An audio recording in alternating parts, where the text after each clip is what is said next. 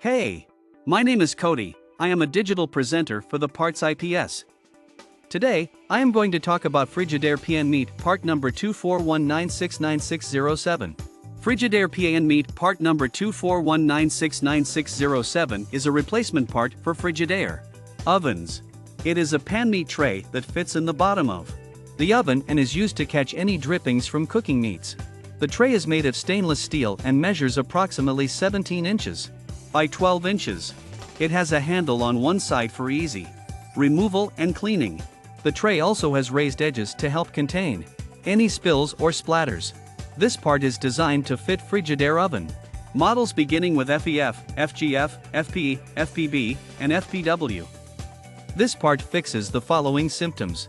This part is a replacement meat pan for a Frigidaire refrigerator. It is used to store meats and other food items in the refrigerator. It does not fix any symptoms, but it can be used to replace a damaged or missing meat pan. Here is how you install this part. 1. Unplug the refrigerator from the wall outlet. 2.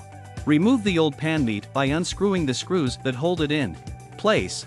3. Place the new pan meat in place and secure it with the screws you removed from the old one.